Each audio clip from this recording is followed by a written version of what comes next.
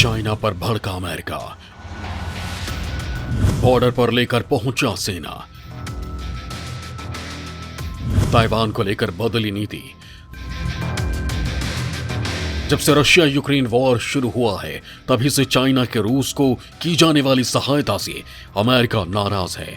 उसने बार बार चाइना को चेतावनी दी है, लेकिन चाइना ने अमेरिका की चेतावनी को अनदेखा करके खुलकर रूस का समर्थन किया है। चाइना के इस बिहेवियर से अमेरिका खासा नाराज है और अब उसने चाइना को सबक सिखाने की ठान ली है।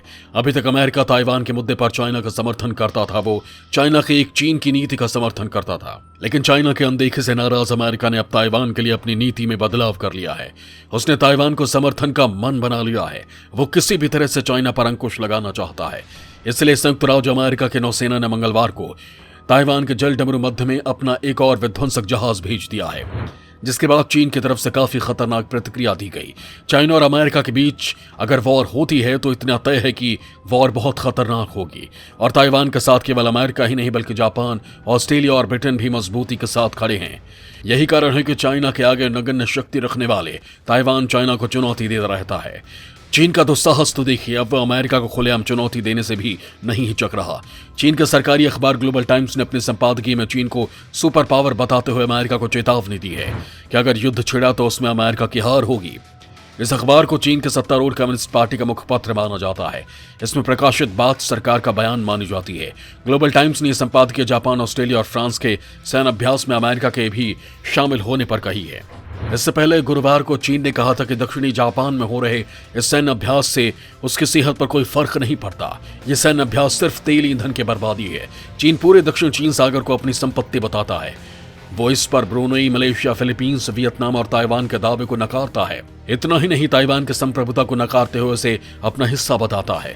अब चाइना की इसी मनमानी को सबक सिखाने का मन अमेरिका ने बना लिया है और चाइना के खिलाफ घेराबंदी शुरू कर दी है, जिससे चीन तिल मिलाया हुआ है।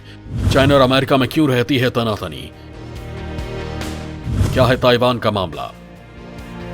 विदेश मंत्री ब्लिंकन ने चीनी सरकार के द्वारा हाल ही में उठाए गए कुछ कदमों पर चिंता जताई, जिसमें शिनजियांग, ताइवान और हांगकांग में मानवाधिकार उल्लंघनों का जिक्र भी था। साथ ही ये भी कि चीन से लगातार अमेरिकी सरकारी संस्थानों और कंपनियों पर साइबर हमले हो रहे हैं और अमेरिका इन बातों से चिंतित है क्योंकि ये घटनाएं नियमबद्ध अंतर्राष्ट्रीय व्यवस्था को चोट पहुंचा रही है। अपने मित्र देशों पर चीन की आर्थिक ज्यादतियों का भी अमेरिका ने विरोध किया है।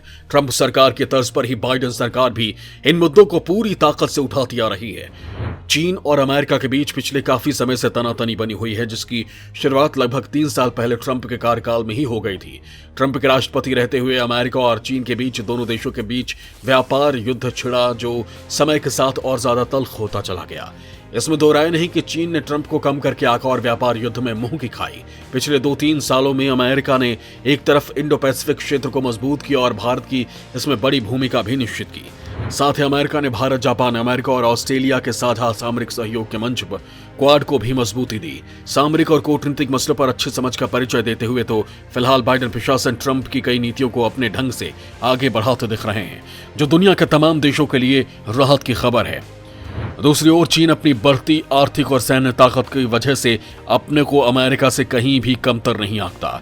अमेरिकी प्रधानता और वर्चस्व को चुनौती देने की चीन की मंशा भी धीरे धीरे सामने आती जा रही है, लेकिन चीन अभी भी आर्थिक, सैन्य और सामरिक स्तर पर अमेरिका से काफी पीछे है। चीन के साथ ताइवान का पहला संपर्क साल 1683 में हुआ था, जब ताइवान क्विंग राजवंश के नियंत्रण में आया था, लेकिन अंतर्राष्ट्रीय राजनीति में इसकी भूमिका पहले चीन जापान युद्ध में सामने आई, जिसमें जापान ने क्विंग राजवंश को हराया था और ताइवान को अपना पहला उपनिवेश बनाया। 1949 में च्वांग और उनकी पार्टी कुओमिंतांग जैसे ही माओ ताइवान को चीन में मिलाने के लिए उस पर हमला करने वाले थे।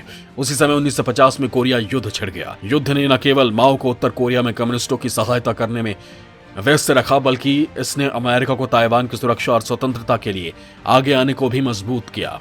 माओ सेतुंग के नेतृत्व में कम्युनिस्टों के हाथों गृह युद्ध हार गए, जिसके बाद शेख ताइवान भाग गए और उस पर प्रशासनिक नियंत्रण बनाए रखा। काउंसिल ऑन फॉरेन रिलेशंस के अनुसार 2020 में हुए सर्वे में ताइवान के लगभग 2/3 निवासी अपनी पहचान को केवल ताइवान से जोड़ते हैं, जबकि लगभग 1/3 लोग खुद को ताइवानी और चीनी दोनों मानते हैं।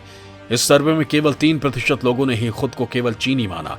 ताइवान के लोगों में पहचान की एक मजबूत भावना है, इसके चीन में मिलने के प्रतिरोध के मूल में है। ये रिजल्ट प्यू रिसर्च सेंटर के सर्वे में भी दिखता है। ताइवान का भविष्य लाखों ताइवानी युवा मानते हैं कि वो ऐसे देश में पैदा हुए जो चीन से स्वतंत्र है और उसका मेनलैंड चीन से कोई सांस्कृतिक संबंध नहीं है। ताइवान को लेकर क्या है दुनिया का रुख? अमेरिका क्यों हुआ ताइवान के पक्ष में? समंदर में क्या है चाइना की दादागिरी?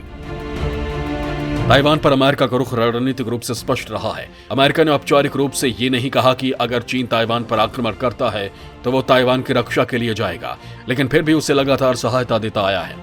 ताइवान अमेरिका का 10वां सबसे बड़ा व्यापारिक साझेदार है और अगर इस पर चीन का कब्जा होता है तो चीन को $600 अरब की अर्थव्यवस्था, हाईटेक उद्योग और सेमीकंडक्टर उत्पादन पर नियंत्रण मिल जाएगा। द डिप्लोमैट के एक विश्लेषण के अनुसार रणनीतिक रूप से ताइवान पर चीन के नियंत्रण के बाद चीन की मिसाइल रेंज लगभग 150 समुद्री मील आगे बढ़ जाएगी, यानी अमेरिका के और करीब। साथ ही ताइवान एक अमेरिकी समर्थक एयरक्राफ्ट कैरियर के रूप में भी कार्य करता है और चीन के उभार को रोकने के लिए महत्वपूर्ण है। ताइवान के साथ केवल अमेरिका ही नहीं बल्कि जापान, ऑस्ट्रेलिया और ब्रिटेन भी मजबूती के साथ खड़े हैं। चीन समय समय पर फिलीपींस, वियतनाम, मलेशिया, ब्रुनई और ताइवान जैसे देशों के समुद्री इलाके पर अपना अवैध दावा करता आया है और इनके विशेष क्षेत्रों में अवैध तरीके से घुसकर कभी मछलियां पकड़ता है तो कभी तेल की खोज के लिए अपने जहाजों को तैनात करता है। जब इन देशों की नौकाएं और जहाज अपने द्वीपों पर जाने लगती हैं तो उन्हें जोर जबरदस्ती से भगा देता है। चीन ये दावा करता है कि 7 शॉल द्वीप चीन के इलाके हैं और इन इलाकों में चीन नई मिसाइलें तैनात कर रखी हैं। अमेरिकी नौसेना ने अपने बयान में कहा है कि अमेरिकी नौसेना और इसके सहयोगी ताइवान के चारों ओर नेविगेशन गश्त की नियमित स्वतंत्रता संचालन करते हैं। आपको बता दें कि इस पूरे क्षेत्र पर चीन अपना दावा करता है, जबकि इंटरनेशनल कोर्ट में चीन का दावा खारिज हो चुका है। फिर भी चीन अपनी जिद छोड़ने के लिए तैयार नहीं है। यही कारण है कि जब रशिया यूक्रेन मामले में चाइना ने रूस का साथ दिया तो इससे नाराज होकर अब अमेरिका ने चाइना को घेरना शुरू कर दिया है और युद्ध की संभावना से इनकार नहीं किया जा सकता, क्योंकि सुपर पावर अमेरिका दुनिया में अपना दबदबा कम नहीं करने देना चाहता। साथ ही अगर उसने चाइना के पर नहीं कतरे तो चाइना उसके लिए ही खतरनाक साबित होगा।